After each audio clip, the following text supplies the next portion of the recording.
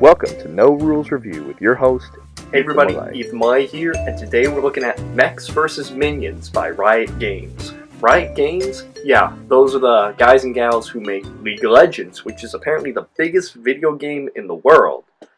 I guess it just shows how out of touch I am with modern video games, because I had heard of League of Legends, I did not know how big it was.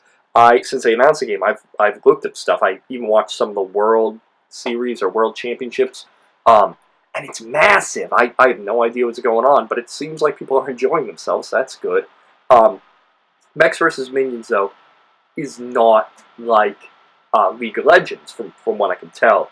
Mechs vs. Minions finds 2 to 4 players taking on the roles of these little furry creature things operating these big mechs, trying to conduct various missions. The game actually has a series of missions that all do different things, and I've only played a handful of the missions at this point, but what unifies all of these different missions is how you play the game.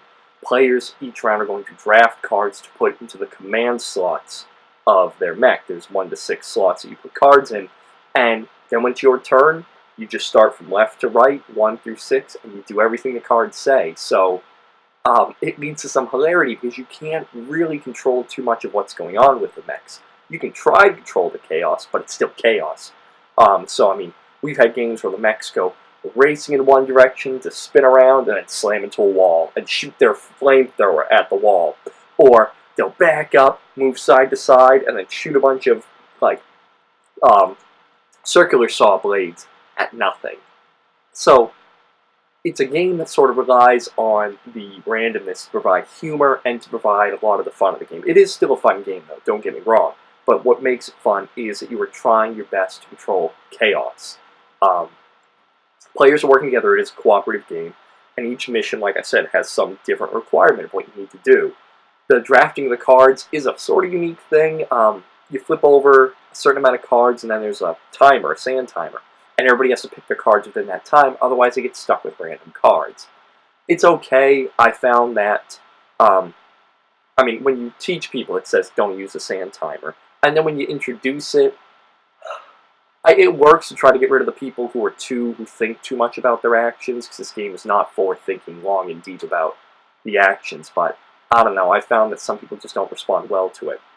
Then, once everything's out in front of you, you sort of sit back and watch it happen, so it's very like Galaxy Truck or other games in that respect, where it's a flurry of action, and then you just sit back and see what happens. When it gets really interesting is when you get damaged, so these little minions that go running across the board, and when they damage you, you take damage cards that might swap some cards on your command slots, or it might override one of your commands, and now your mech always turns left when it gets to that point. And sometimes you can actually work with these. Other times it can be pretty terrible. So it is fun to see how that works out. Let's see. Well, I'll address something everybody addresses. This game is gorgeously produced. The mechs, and there should be some footage showing, the mechs are these beautiful, painted, pretty big miniatures. The minions, there's 100 of them. They aren't painted, they are just washed with a black wash, but they look good. Some people have painted them. I might eventually, we'll see. The boards are nice and thick and colorful. The art on the cards is wonderful. I really enjoy it. I think the art is almost the best part of the game, is looking at those cards and seeing the minions on them. You do sort of feel bad for the minions, which I don't know if you're supposed to. But it's a very fun cooperative game. For me, this game kills something like Robo Rally, another programmable game like that.